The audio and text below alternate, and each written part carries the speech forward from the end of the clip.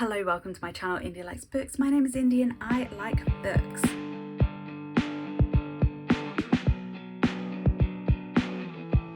Now, to try and make myself a little bit more accountable, I thought I'd start doing a series where I talk about the books I have hauled and the books I've unhauled each month. My plan is to try and even it out a little bit, so I'm not just building up a collection of books, maybe some that I'm never going to read, and I'm getting rid of books that I've read and don't enjoy. That said, will I actually stick to this? I don't know. I really don't know. But for January, I hauled 16 books. However, 7 of those were ebooks and audiobooks. So I don't know if I'm going to count those, but I will talk about them very briefly. And I'm going to be unhauling 1, 2, 3, 4, 5, 6, 7, 8 books. So we're already off to a loss here. But let's quickly go through the ebooks and audiobooks that I have bought.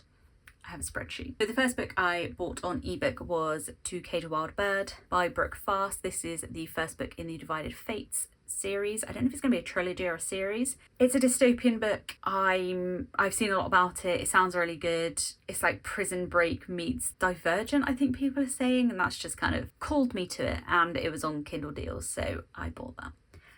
I will say I only ever buy Kindle books when they're on a deal, apart from the one time I bought Onyx Storm, which was extortionately priced, but I didn't want the hardback. So most of the time they're 99p or thereabouts. I then got books 1 to 6 in the Red Rising series because it was like 99p per book, so it came to under £6 for the 6 books. Everybody knows what Red Rising is. Again, it's another dystopian book. I'm not going to go into it, but I hauled those. Back in November, I think it was, I managed to get a deal on Audible where it was, I think it was 99p a month for 3 months maybe, and you got a credit each month. So I spent my credit on Project Hail Mary by Andy Weir. That's going to be coming out as a film soon. It's a sci-fi book about a guy trapped in space or something or other. Everybody raves about it. I'm really excited to read it, and everybody says to listen to the audiobook because it's meant to be amazing.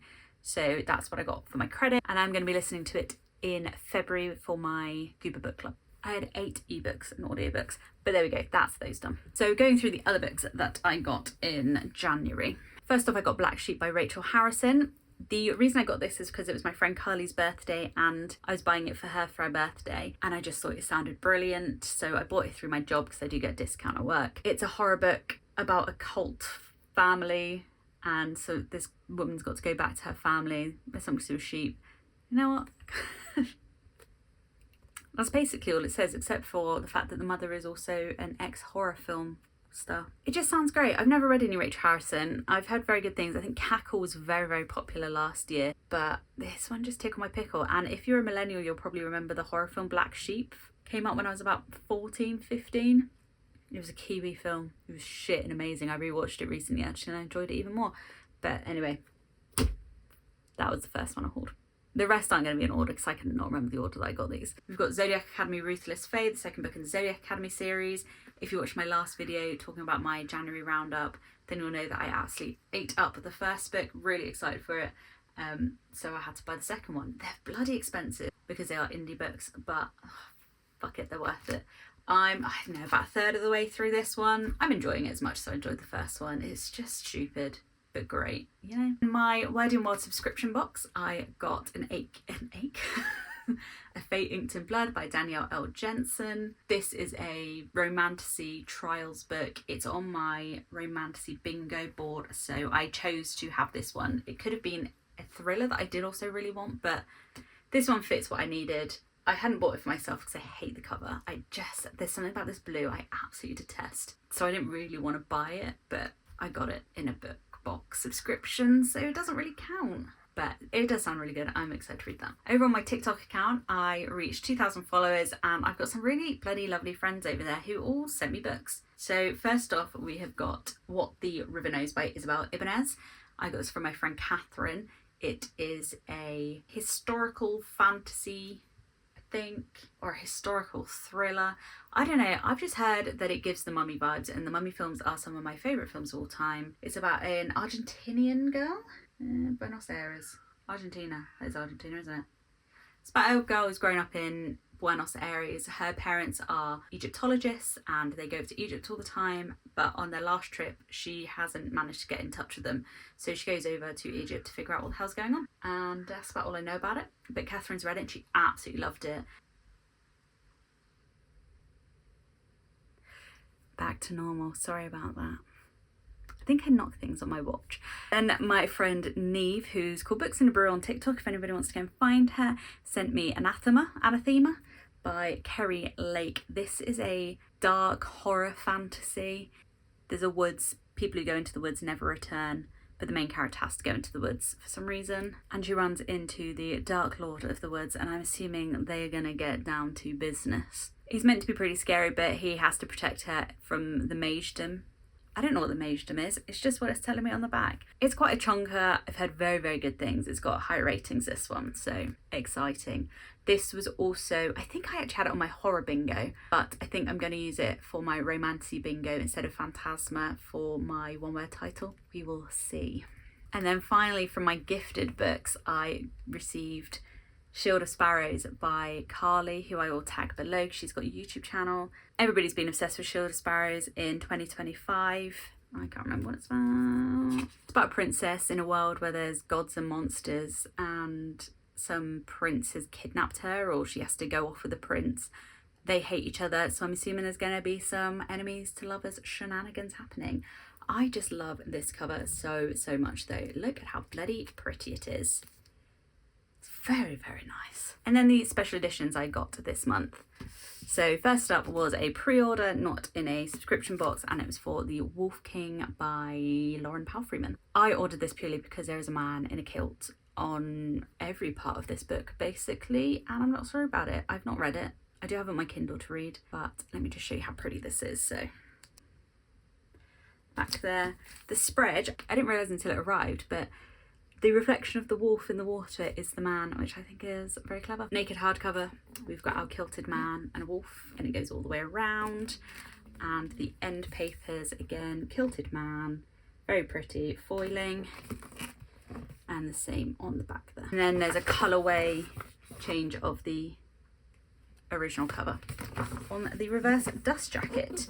So that's beautiful. I do need to read it soon. Again, I think it's on my romancy bingo. Can't remember what for. Shifter Romance. That's what for. Then in my book subscription boxes, I received We Call Them Witches by India Rose Bauer. This was in my, I'm going to say Evernight. That could be wrong. So it's a folk horror. It's based in the UK. Love this cover. Do not like this spread at all. I find it really difficult to figure out what's going on. The naked hardcover, however, bloody fantastic. Look at that. It's like scientific scribblings. So I'm assuming the witches aren't just going to be like straight up people witches by the looks of everything. They are some like weird creatures. But it's about a family who have managed to survive 3 years, I think, so far. And then a girl turns up on the door. I think the daughter falls in love with the girl. They have to go on some like mission. But I love how different these end pages are to like the normal art you get in book subscription boxes at the minute, which is very like manga-y, which is not my kind of thing. So I'm excited to read that one. I am going to be reading my second subscription book from this subscription in February. I hated the first one, which was The Library at Hellebore. So I'm going to be reading You Weren't Meant to Be Human, and then I'm going to read this one before my renewal for my subscription. And if I don't like these two, then I will have to cancel the subscription. Which is a shame because the books are beautiful, but what's the point in having beautiful books if you don't like what's inside them? And then finally the last book I got this month, which was another subscription box one, was The Swan's Daughter by Roshani Chokshi by Roshani Chokshi. I think this is very pretty. Unfortunately, my edition is damaged, but I don't care enough to change it. It's very, very girly. It's so different to the vibes of the other two I got. This is the spread. I do love that. Nothing on the top and bottom. I didn't show you the bottom of The Wolf King. Let me show you that quickly. It's tartan. This, I did read online that although it's meant to be a romantasy, the romance is not a big part of it.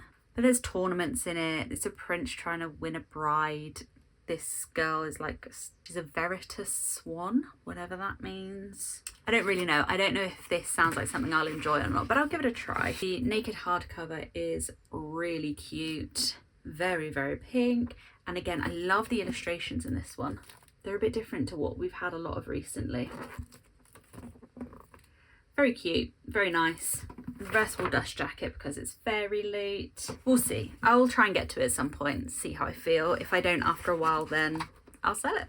So those are all the books I hauled this month. Now the books I'm getting rid of. If you watched my last video talking about my reads in January, you will know that I will be getting rid of The Floating World by Axie O. I just really didn't enjoy this. I thought it was poorly written.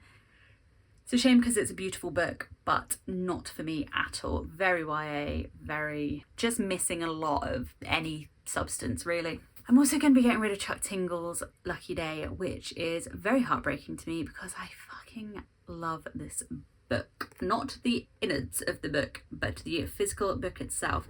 I think this is one of the best covers in existence. Should I keep it just because it's a pretty book? Maybe, but also what's the point? I'm severely running out of space on my bookshelf. Ignore this big gap here. I have had to put a row of books on the top of the bookshelf to make space on the actual shelves, and that's just from these ones.